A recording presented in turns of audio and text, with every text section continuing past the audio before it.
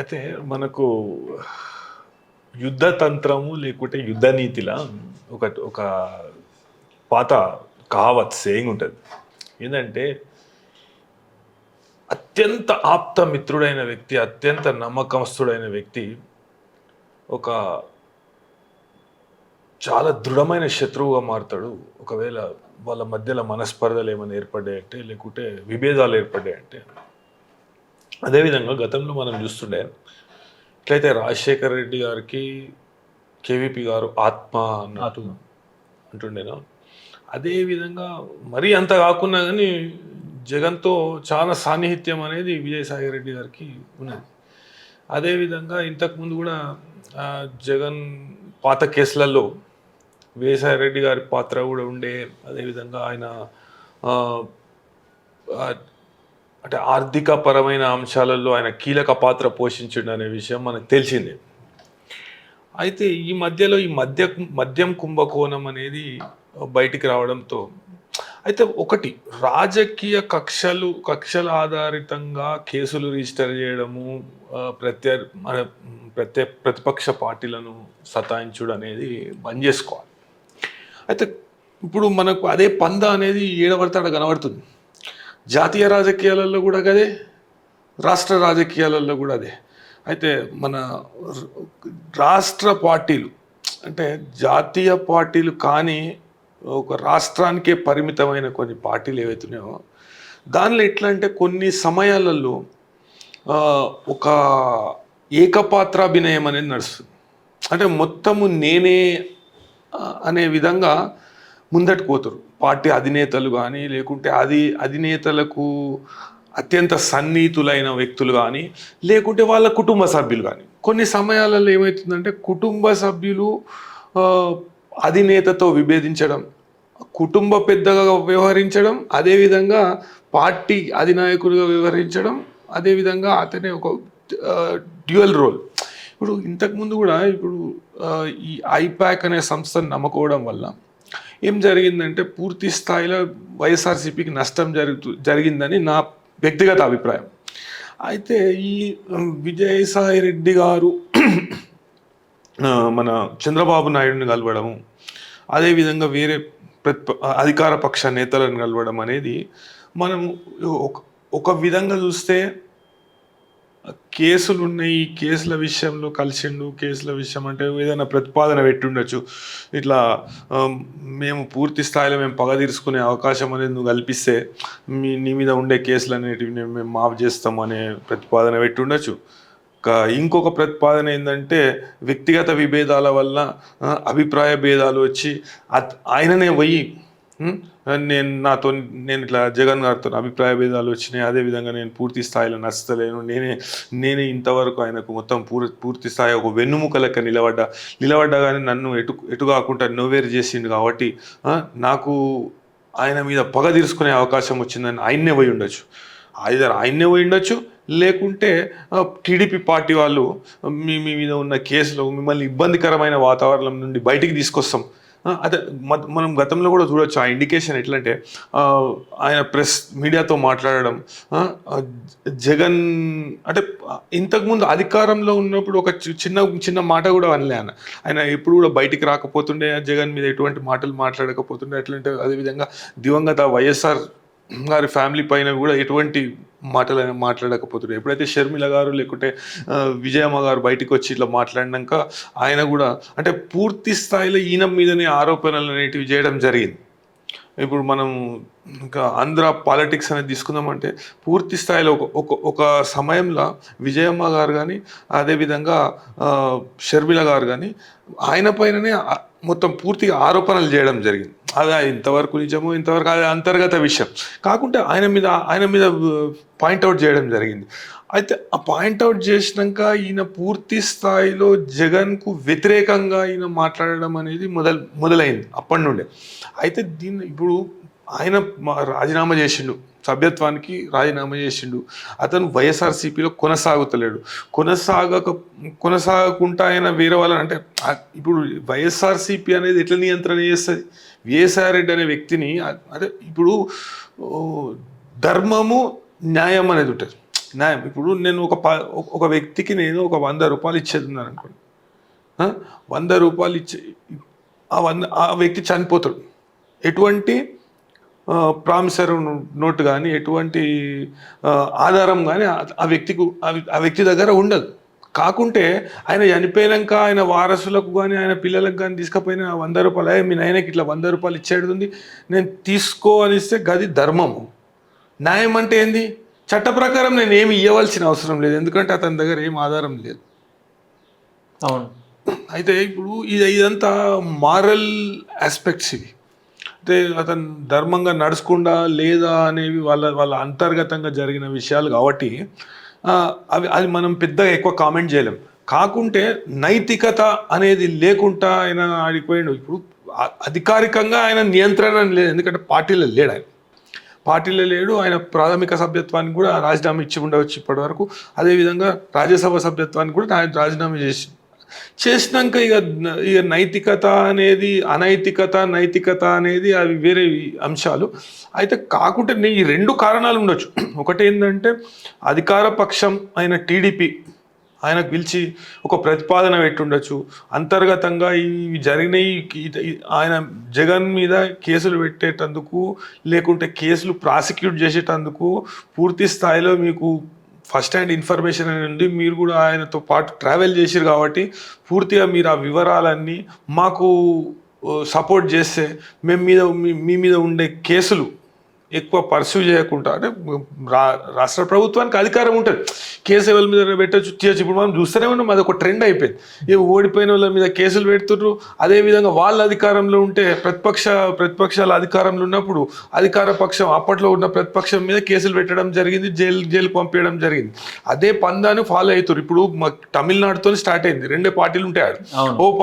ఒక పార్టీ అధికారంలో ఉంటే ఇంకో పార్టీ మీద కేసు పెడతారు, ఇంకో పార్టీ అధికారంలో ఉంటే ఈ పార్టీ మీద కేసు పెడతారు. అదే ఒక దుశ్శాసన పర్వం అనేది కూడా జరిగింది, అది మనం చూసినాం. అది ఆ సౌత్ ఇండియాలో ఉన్న మొత్తం రాష్ట్రాలు అదే పందాను ఎంచుకున్నాయి ఇప్పుడు. సో ఆ పందాను ఎంచుకోవడం వలన ఇప్పుడు అయితే అత్యంత సన్నిహితుడైన వ్యక్తి, మళ్ళీ నేను ఒకసారి రిపీట్ చేసిన, అత్యంత సన్నిహితుడైన వ్యక్తి, పూర్తి స్థాయిలో అన్ని విషయాలు తెలిసిన వ్యక్తే ఒక ప్రాథమిక శత్రువుగా, అంటే ప్రధానమైన శత్రువుగా, దృఢమైన శత్రువుగా మారతాడు అనే విషయాన్ని మనం ఎప్పుడైనా చరిత్రనే చెప్తుంది. అయితే ఈ విషయంలో కూడా అదే జరిగిందని నేను అనుకుంటున్నా. అయితే తెలుగుదేశం పార్టీ వాళ్ళు అధికారంలో ఉన్న తెలుగుదేశం పార్టీ వాళ్ళు ఆయనను పిలిచి మాకు పూర్తి స్థాయిలో నువ్వు సహకరించి జగను అంతకుముందు మా దృష్టిలో ఏవైతే అక్రమాలు ఉన్నాయో, మా దృష్టిలో ఏవైతే కేసులు ఉన్నాయో ఆ ప్రకారం ఎట్లా నడుచుకుంటూ ఏ దేంట్లో ఇన్వాల్వ్ అయ్యిండు అనే విషయాలను పూర్తిగా మీరు టెస్టిఫై చేస్తే, అతన్ని ప్రాసిక్యూట్ చేసేటందుకు మాకు సహకరిస్తే మేము మీ మీద ఉన్న కేసులన్నీ పూర్తిగా మేము తీసేస్తాం అనే విషయాన్ని చెప్పుండొచ్చు. లేకుంటే ఈయననే అరే నాకు ప్రాధాన్యత లేదు, లేకుంటే నన్ను పట్టించుకుంటలేరు, లేకుంటే ఆయనకు అన్యాయం జరిగింది, నా మీద ఆరోపణలు చేస్తున్నారు, నేను అంటే ఆయన వ్యక్తిగతంగా ఆయనకు అభిప్రాయం ఉండవచ్చు.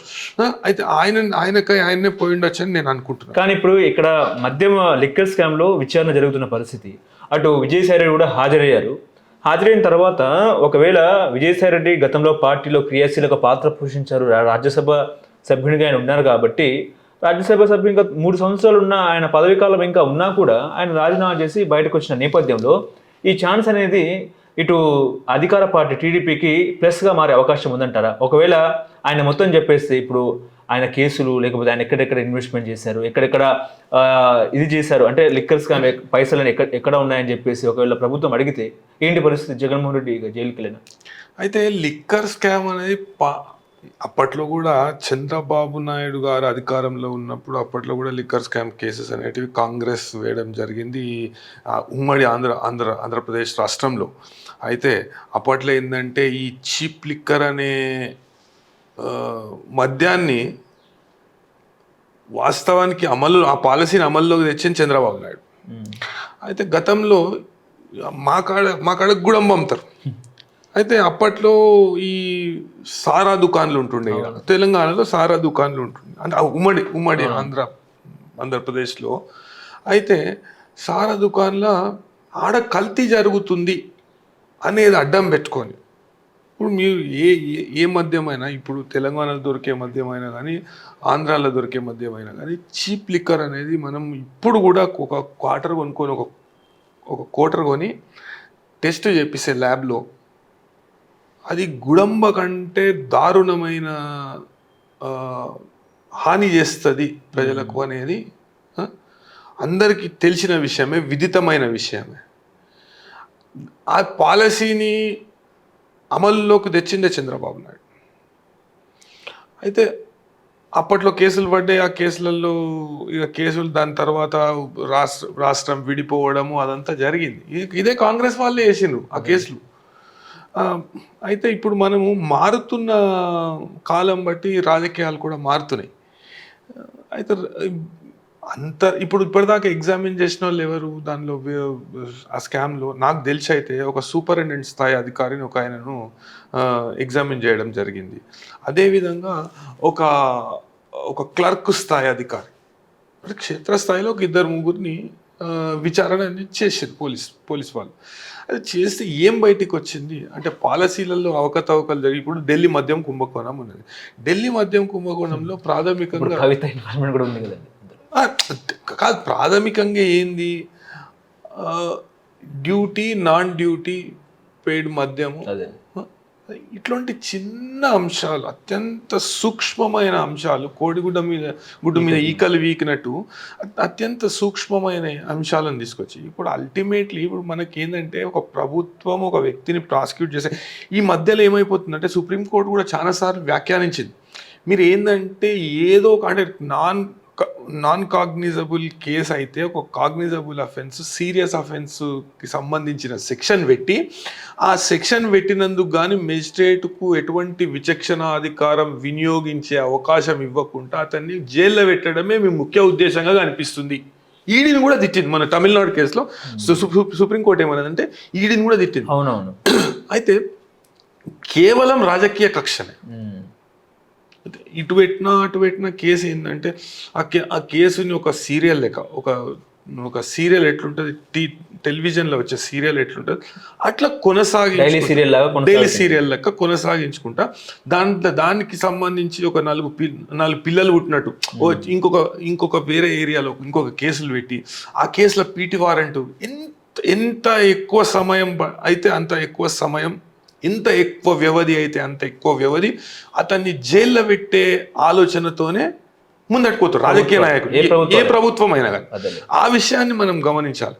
అయితే ఇప్పుడు దీనిలో సంక్షేమము అంటే పూర్తి స్థాయిలో ఏ ప్రభుత్వం కూడా ప్రజా సంక్షేమము అనే విషయాన్ని దృష్టిలో పెట్టుకొని పనిచేస్తలేదు. అది రాజకీయ ప్రత్యర్థుల మీద మేము పగ తీర్చుకోవాలి, వాడు నన్ను జైల్లో పెట్టిండు నేను కూడా వాడిని జైల్లో పెట్టాలి అనే ధోరణితోనే పోతుండ్రు. ఆ ధోరణి మంచిది కాదు, ఆ ధోరణి మానుకోవాలి. ఇప్పుడు జగన్మోహన్ రెడ్డి మీద గత సిబిఐ కేసులు ఉన్నాయి కదా, అవన్నీ కూడా వేగవంతం విచారణకు వచ్చే అవకాశం ఉందంటారా? ప్రక్రియ అనేది ఇంకా వేగవంతంగా ముందుకెళ్ళే అవకాశం ఉందా? అయితే సుప్రీంకోర్టు ఇంతకుముందు కూడా ఏమని వ్యాఖ్యలు చేసిందంటే రాజకీయ నాయకులకై ఏర్పాటు చేయబడ్డ ఒక ప్రత్యేక న్యాయ ప్రక్రియను కూడా దుర్వినియోగపరుస్తారు అనే విషయాన్ని సుప్రీంకోర్టు ధృవీకరించారు.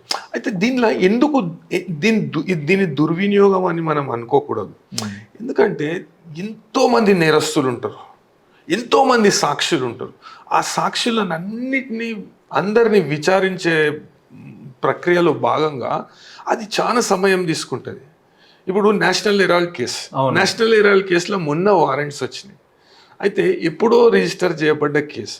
అయితే మేము దర్యాప్తు చేయలేదా? అరే కొన్ని విషయాలలో ఇదే చంద్రబాబు నాయుడు విషయంలో మా దగ్గర మానవ వనరులు లేవని సిబిఐ అన్నది ఇదే కోర్టు ముందట.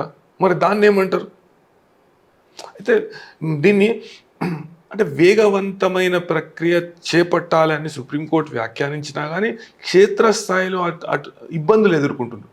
అంటే ఎంతోమందిని వివిధ కారణాలతో అంటే వివిధ జాగాలలో ఉన్న వ్యక్తులను విచారణ చేపట్టవలసి ఉంటుంది. వాళ్ళు కొంతమంది ఎక్కువ శాతం ప్రభుత్వ ఉద్యోగులు ఉంటారు, కొంతమంది రిటైర్ అవుతారు, వాళ్ళ నేటివ్ ప్లేసెస్కి వెళ్ళిపోతారు, లేకుంటే కొంతమంది చనిపోతారు, కొంతమంది దూర ప్రాంతాలలో ఉంటారు. ఇవన్నీ ఈ ప్రక్రియకు డిలే కానీ కారణం. కొన్ని సందర్భాలలో ఏమవుతుందంటే నేరస్తులు ఏం చేస్తారంటే ప్రక్రియను ఆ, వేగవంతం కాకుండా మెల్లగా జర దాన్ని ఒక తాంబేలక మెల్లగా టాటాయిస్ లెక్క చేద్దామని చెప్పేసి ఏదో ఒక పిటిషన్ వేయడం, ఇది చేయడం, అది చేయడం అనేది. అయితే ఇప్పుడు కొద్దిగా చట్టం అనేది మార్పులు వచ్చినాయి కాబట్టి ఇప్పుడు వేగవంతం అవుతుందని నేను అనుకుంటున్నాను. ఓకే.